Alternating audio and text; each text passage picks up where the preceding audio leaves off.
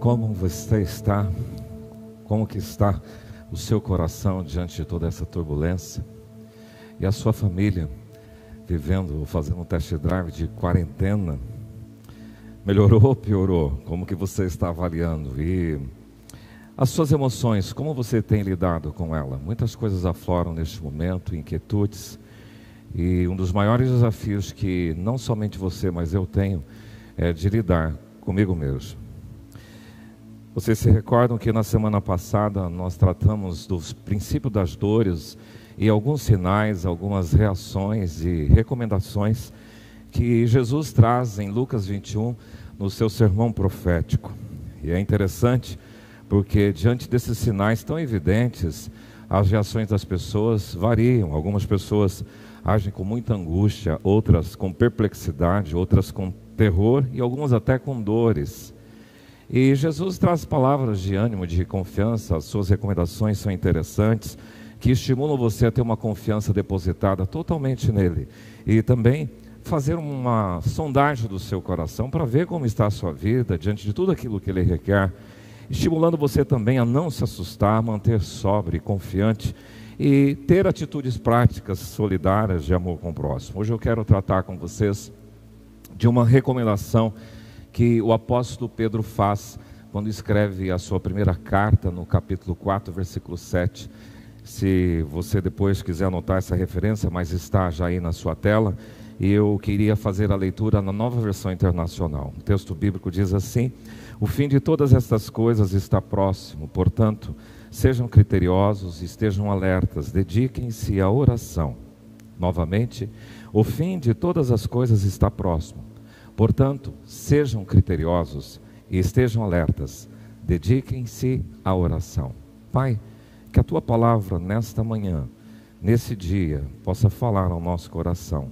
Em nome do Senhor Jesus, aqueles que ouvirão, seja à tarde, seja à noite, possam ter o toque especial da Tua palavra, em nome de Cristo. Amém. Pois é, há um pandemônio de informações. Se tem a pandemia do coronavírus, há um pandemônio de informações. O que é pandemônio? Pandemônio é sinônimo de tumulto, de confusão, de muita bagunça, balbúrdia, barulho e de desordem, que é característica própria do demônio. E diante dessa quantidade de informações, uma absurda quantidade, isso gera esse pandemônio. Uma multidão de pessoas se manifestando e às vezes até posicionamentos contraditórios. Com isto vem perguntas para o meu coração e para o seu também. Quem é que está falando a verdade? Quem é que de fato sabe o que está falando? Qual a informação está correta? Qual é a verdadeira? Qual tem procedência? Quais dados são fidedignos? Quem está com a razão? A quem nós devemos ouvir? Os infectologistas? Os médicos? Os políticos? Os governantes? Os estatísticos? Os pastores? Por isso que esta ideia de pandemônio de informações cabe muito bem para este momento. Ficaria muito bom se a maioria das pessoas tivesse a coragem de dizer: nós não estamos sabendo o que fazer. E aprender a se curvar diante do Senhor e colocar os olhos fitos nele, dizer: Senhor, o nosso socorro vem de Ti. Agora quero dizer que se existem motivações escusas, se existem interesses políticos, se existem interesses econômicos ou qualquer outro tipo de interesse, talvez não vamos tomar conhecimento e nunca vamos saber neste mundo. Mas eu queria fazer um alerta e uma advertência de que a Bíblia diz que um dia Deus trará todas estas coisas à plena luz, as coisas ocultas das trevas, e manifestará os desígnios do coração. Um dia Deus julgará os segredos dos homens. Então esse é o atributo dele. Esses dias atrás fiz uma reflexão sobre o livro de Eclesiastes. Nem Salomão, com toda a sua expertise, pela sabedoria que Deus lhe concedera, conseguiu buscar ou encontrar respostas nas suas divagações e divaneios de mente sobre a existência humana, tudo o que acontece debaixo do sol. Não vamos entender todas as coisas, os absurdos da vida, as incoerências, os dilemas. Eu creio que você está procurando respostas, nós estamos procurando respostas. as respostas certas, as respostas precisas. Queremos saber a verdade, queremos decidir tomar uma posição acertada. A quem vamos ouvir? Aqueles que dizem, fique em casa? Ou vamos ouvir aqueles que dizem, voltem a trabalhar? Não espere você que nesta hora eu dê a resposta, mas eu creio que eu vou poder te ajudar a tomar decisões mais maduras, mais inteligentes com esta reflexão da manhã. Quando a gente olha para a carta de Pedro, que foi um apóstolo muito singular no relacionamento com Jesus e na importância que ele teve na história da igreja, a gente vê que ele tem um propósito de escrever 2 cartas. Ele escreveu, conforme ele mesmo registra no primeiro versículo, para os crentes que estavam dispersos nas províncias da Ásia, como Ponto, Galácia, Bitínia, Ponto e Capadócia. São em sua maioria gentios que se converteram ao Evangelho. E ele traz uma proposta. A proposta da primeira carta é de vivência prática. A segunda carta, sim, tem um aspecto doutrinário. Pedro é chamado do apóstolo da esperança, e nessa primeira carta ele quer lembrar todos esses crentes que estão dispersos, que mantenham esse compromisso que devem ter com a ética do cristianismo, a ética do evangelho. Mas a segunda orientação, e é a proposta dele, é dizer da importância que as pessoas devem dar à manutenção da esperança na vinda do Senhor Jesus Cristo. Por isso que esse versículo está dentro desse contexto de advertência a manter o nosso foco, a nossa esperança em Jesus Cristo e na volta dele. Porque ele diz, novamente o versículo, eu creio que até o final dessa reflexão você poderá decorar este versículo. O fim de todas estas coisas está próximo. Portanto, sejam criteriosos, estejam alertas e dediquem-se à oração. Pense comigo sobre o tempo do fim. Tentei fazer um gráfico muito simplificado, mas eu queria lembrar você que desde quando Jesus pisou nessa terra, no seu ministério, e proclamou a sua mensagem de que o Evangelho, o reino de Deus está próximo, de que é chegado o tempo do reino dos céus, a partir dali começou o tempo do fim. E se a gente fosse seguir uma linha do tempo, seríamos isso. Hoje nós estamos no ano 2020, já se passaram quase 2.000 anos depois da vinda de Jesus Cristo, e ninguém sabe quanto tempo tem para frente aí desse tracejado até a volta gloriosa do Senhor Jesus Cristo. Essa expressão fim de todas as coisas está próximo, nos dá a ideia de tempo, porque a palavra fim é isso, é o término, o checkmate, o limite em que algo deixa de ser. É um fim de um ato ou de estado. E aqui diz de todas as coisas. Então, tudo que a gente tem percebido no cosmos, a gente percebe dentro da orientação de Jesus que essas coisas estão próximas do fim. Há um coro dos autores do Novo Testamento sobre isso, começando por Jesus, está próximo o reino de Deus. Mas Pedro fala do dia do Senhor, o dia do juízo. Paulo diz, vai alta a noite e vem chegando o dia do Senhor. Tiago diz, a vinda do Senhor está próxima. Judas também nos adverte e nos fala do grande dia. O autor da carta aos Hebreus diz, o dia se aproxima. E o apóstolo João fala do dia do juízo. Vamos tratar sobre alguns lembretes sempre oportunos que eu posso abstrair dessa recomendação de Pedro. Eu tirei a palavra oportuno porque oportuno significa no momento, significa adequado, a tempo, tempestivo, na hora certa. E a palavra grega para oportuno é kairos, que significa também tempo oportuno. Vocês sabem o que é post-it? É interessante que esses quadradinhos que vocês estão vendo nessa sua tela são os post-it. Eles são utilizados, são blocos de notas compostos por pequenas folhas de papel coloridas, formas e dimensões variadas, e é uma marca registrada da 3M, pois eles desenvolveram um adesivo de pouca adesão que não deixa marcas e é de fácil remoção.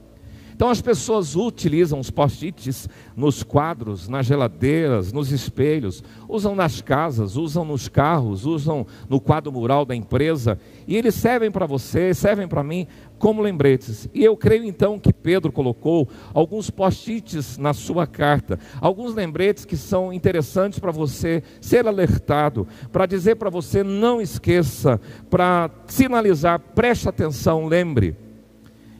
E esses lembretes são para o povo de Deus desde a época de Pedro até quando o Senhor Jesus Cristo voltar. O fim de todas estas coisas está próximo. Portanto, sejam criteriosos e estejam alertas. Dediquem-se à oração. Existem 3 post-it neste versículo que eu quero trabalhar com você. Primeiro post-it é esse. Primeiro lembrete de Pedro é: sejam criteriosos. A palavra aqui usada para criteriosa, a palavra grega é sofrone, e ela significa ter mente sã, ser mentalmente saudável, exercer o autocontrole, manter o equilíbrio, pensar de forma moderada, de forma sóbria, frear os seus próprios impulsos, os seus próprios desejos e paixões. Essa palavra é aquela mesma que foi utilizada pelo evangelista Lucas, falando daquele possesso de Gadara, que foi liberto por Jesus. Depois que ele tinha sido liberto daquela legião de demônios, o texto registra que ele estava sentado, vestido e em perfeito juízo. Esta é a palavra. Perfeito juízo é sofrone, significa lúcido, uma pessoa que está com entendimento, uma pessoa que está com capacidade de sentir, com autocontrole das suas emoções, com o domínio da sua razão. Portanto, esse lembrete de Pedro para você e para mim, ser criterioso, é um dos fundamentos básicos da sabedoria, porque você precisa utilizar a sua inteligência, o seu discernimento, o seu conhecimento, a sua ponderação e a razão e a capacidade de raciocínio que Deus te deu.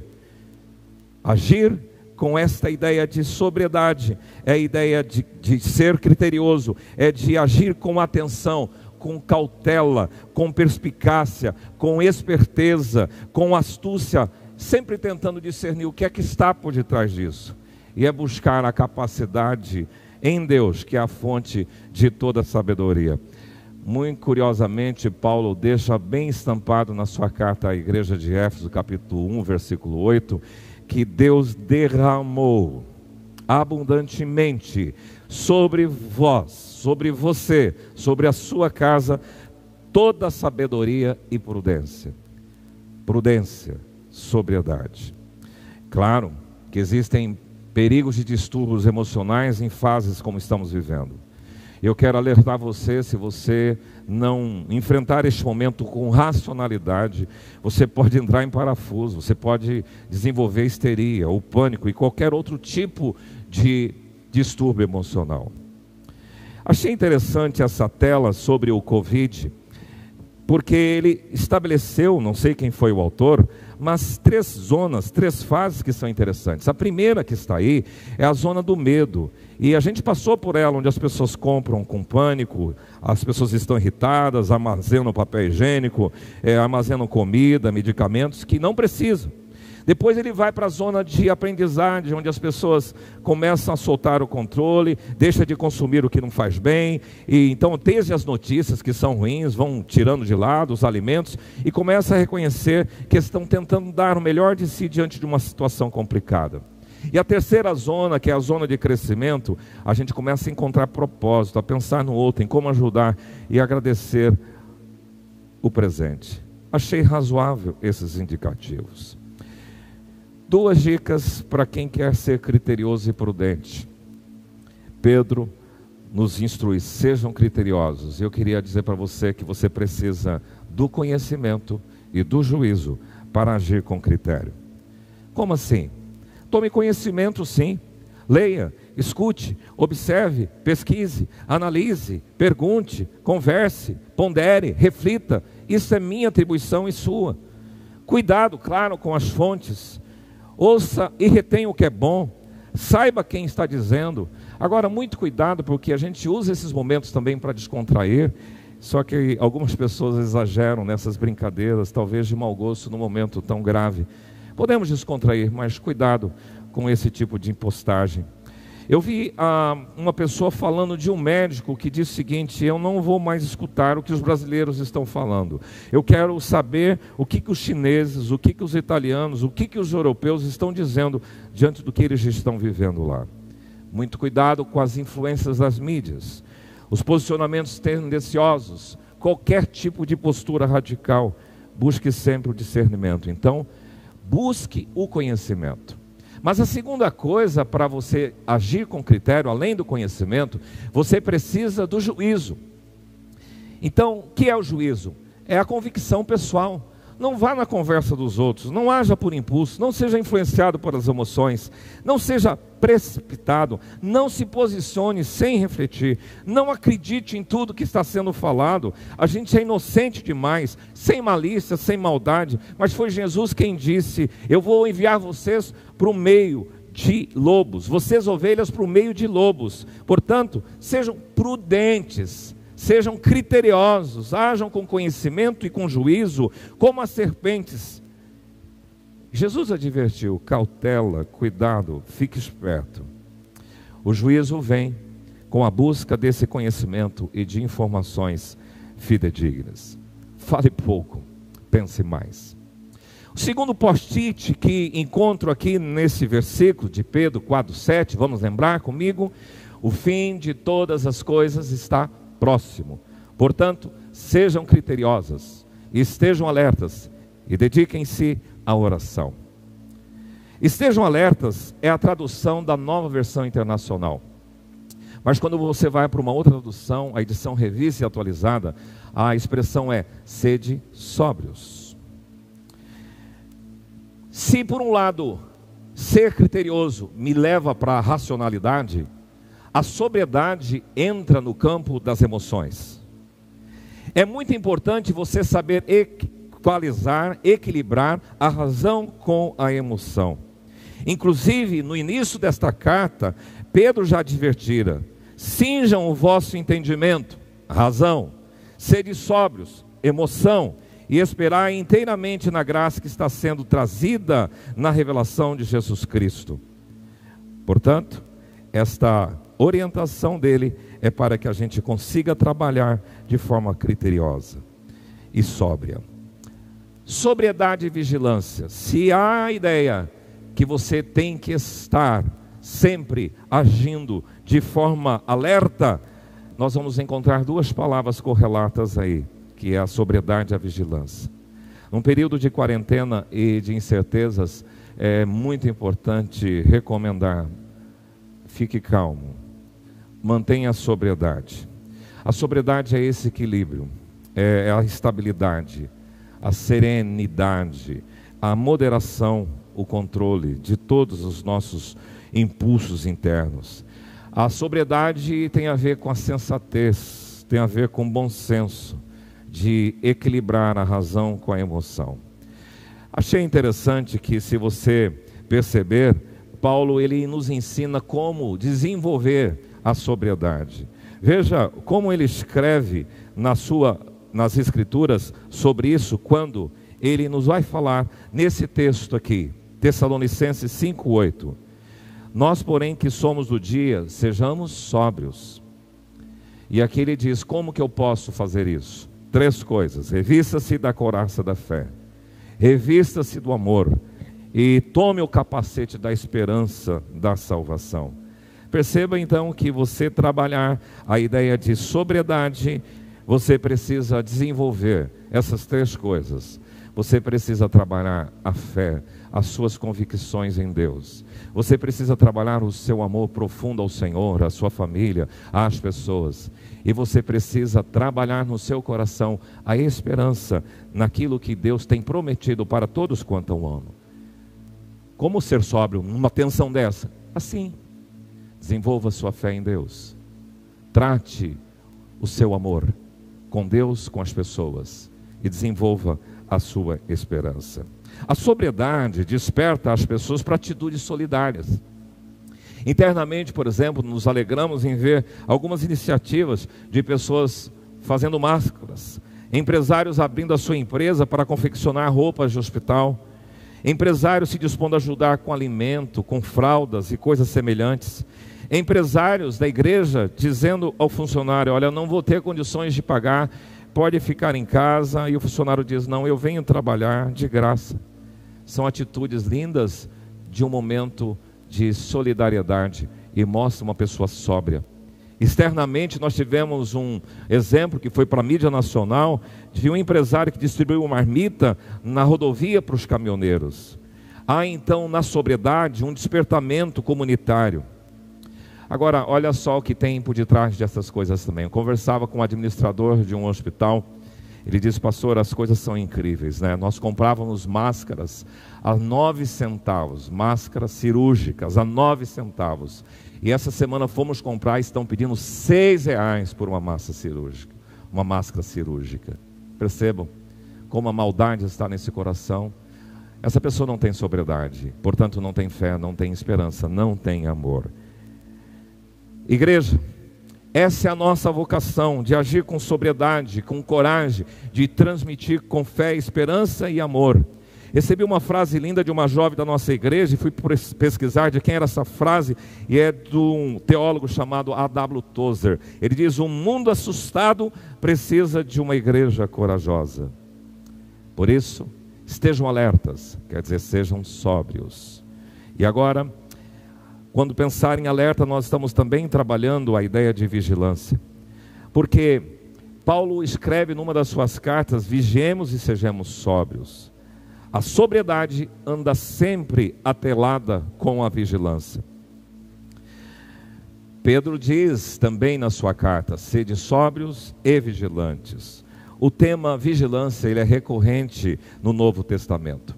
O próprio Senhor Jesus, ele tratou de forma muito acentuada sobre esse tema. Numa das suas parábolas do servo vigilante, ele diz: bem-aventurados aquele servo a quem o Senhor, quando vier, o encontre vigilante.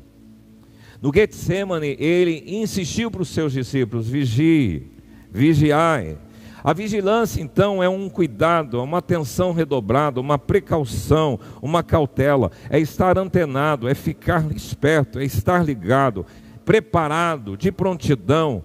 É ficar apercebido, como Jesus disse e tratou desse assunto na parábola com as 10 virgens: 5 nécias, tolas, e 5 prudentes, criteriosas, que estavam preparadas com azeite na espera do noivo. É estar precavido para que o ladrão não nos apanhe de surpresa, como Paulo diz. Por isso, este post-it é esse: estejam alertas, agindo com sobriedade e agindo com vigilância. E o último post-it, lembrete de Pedro, que eu quero recapitular aqui com você, ou ver com você, é esse: dediquem-se à oração. Vamos lembrar o versículo? O fim de todas as coisas está próximo. Portanto, sejam criteriosos e estejam alertas. Dediquem-se à oração. Se a sobriedade, ela anda de mão dada com a vigilância anda de mãos dadas com a oração. Porque lembra do recado de Jesus no Getsemane? Vigiai e orai. Atividades distintas, você vigiar e você orar, mas atividades interdependentes dentro da orientação bíblica. Vigiar é uma coisa, orar é outra. Mas tem gente que vigia e não ora, e tem gente que ora e não vigia, e elas têm que estar unidas, essas ações têm que estar unidas. Vigiai e orai. Eu quero aproveitar este momento para agradecer você que está participando dessas mobilizações de oração. Propósito de jejum e oração para nos humilhar, dizer para o Senhor: nos socorre e dá sabedoria aos nossos dirigentes para decisões que eles têm que tomar. Quero também agradecer àqueles que fazem parte da torre de oração. São 168 turnos, ininterruptamente, de segunda a domingo. Ininterruptamente nós temos um grupo de pessoas orando, 1 hora, separando 1 hora durante a semana, e nós temos buscado ao Senhor. E aqueles que de alguma outra forma estão mobilizados e ativos nas nossas ações de oração. Dedicar-se à oração é demonstração nítida de 2 coisas: de temor e disciplina. Dediquem-se à oração. Você faz isso, e quando você o faz, você está demonstrando o seu temor. Tratai a todos com honra, Pedro instrui. Amai os irmãos, temei a Deus, honrai ao rei. Temor é reverência, temor é deferência, temor é respeito, temor é obediência. Porque tem muita gente que diz: eu temo a Deus, mas não segue o que Ele manda. Isso não é temor. Temor é o reconhecimento da sua irrelevância, da sua insignificância, da sua miserabilidade diante de um Deus tremendo, poderoso, majestoso. É o reconhecimento que eu e você devemos ter da total, completa e plena dependência dele. Quando nós agimos com temor, nós rendemos glória ao Senhor. Por isso que no livro de Apocalipse, capítulo 14, uma grande voz diz: temei a Deus e dai-lhe glória. Preste louvor, preste adoração, preste honra, reconhecendo a magnificência, a majestade, a excelência, a preeminência, a dignidade, a santidade, a graça, o poder, a glória, a virtude e todas as virtudes do Deus Todo-Poderoso. Dediquem-se à oração com temor, mas ninguém vai dedicar-se à oração se não exercitar a disciplina. Numa outra tradução, não é a edição revista atualizada, ela usa a bem das vossas orações, diferente da Nova Versão Internacional que diz dediquem-se à oração. A bem das vossas orações significa uma oração dirigida a Deus num lugar e tempo separado e apropriado. Pode ser num templo, pode ser numa sinagoga, pode ser no quarto da sua casa, pode ser no campo, num litoral, num rio, como Paulo orava lá em Atos 16, quando começou a igreja de Filipos. A oração é reconhecida no campo da teologia como uma disciplina espiritual, tal como a contemplação, a meditação, a solitude e o jejum. Então você tem que dedicar-se à oração no temor, mas na disciplina, separando um tempo, um lugar para falar com Deus. Eu sei que a tendência nossa, e você foi freado nesses dias para parar de viver correndo atrás do vento. Você foi freado para parar de ficar correndo atrás das suas próprias coisas, viver para você mesmo, de lutar para os seus próprios interesses, de buscar a satisfação das suas próprias vontades. Para tudo isso, é isso que Deus está comunicando para mim nesse período. Meu amigo, coloque Deus como centro das suas atenções, como prioridade da sua vida. Separe um tempo para estar com Ele diariamente. Invista no reino. Invista através dos seus dons, dos seus talentos, dos seus recursos. Gaste tempo na presença dEle. Desliga a TV, desliga a internet. Gaste, invista na melhor parte, que é estar na presença do Senhor. Há uma canção antiga que dizia assim: preciosas são as horas na presença de Jesus, comunhão deliciosa da minha alma com a tua luz. Entra no quarto, longe de ruídos, de distrações e de entretenimentos, na presença do Senhor. Gosto muito de fazer isso na natureza, de poder ver que Deus está no controle, no mundo dos pássaros, no mundo dos peixes, no mundo botânico, no mundo do vento, no mundo das nuvens. Deus está no controle. E peça a Ele: fala comigo, Senhor, me ajuda a discernir. Eu necessito aprender o caminho do teu coração. Deixa Ele falar com você. Pega as escrituras, pega a palavra e Ele vai falar o seu coração. Existem exemplos na Bíblia que nos estimulam a disciplina da oração. A igreja apostólica estava reunida a partir do pão, ou no partir do pão e nas orações. Cornélio, um centurião romano, ele tinha o hábito sistemático de orar e Deus respondeu a sua oração. Pedro, quando estava no cárcere, tinha toda uma igreja por trás em oração incessante. Paulo e Silas, quando chegaram na cidade de Filipos, uma das primeiras coisas que foram fazer é buscar um lugar de oração. Somos exortados: orai sem cessar, orem e vigiem, com ações de graças, na prática de súplicas, de orações, de intercessões em favor de todos os homens, em favor dos reis, em favor de todos os que se acham investidos de autoridade, para que vivamos vida tranquila e mansa, com toda piedade e respeito. O fim de todas as coisas está próximo. Portanto, sejam criteriosos, estejam alertas, dediquem-se à oração. Que tal esses post-its de Pedro? Pastor, mas e as respostas que a gente precisa para este momento? Para vocês que estão aguardando o tempo do fim, o fim de todas as coisas está próximo. Então nós estamos vivendo nessa dinâmica. O que precisamos fazer para ter respostas? Primeira coisa, sejam criteriosos. Vocês precisam buscar as informações corretas e exercerem juízo. E você pode trabalhar esta ideia, sempre pensando de que se você exercitar a fé, a esperança e o amor, você vai ser uma pessoa criteriosa. O segundo lembrete de Pedro no seu post-it: estejam alertas.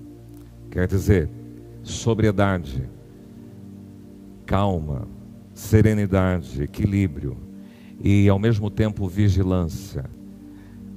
Sede sóbrios e vigiai.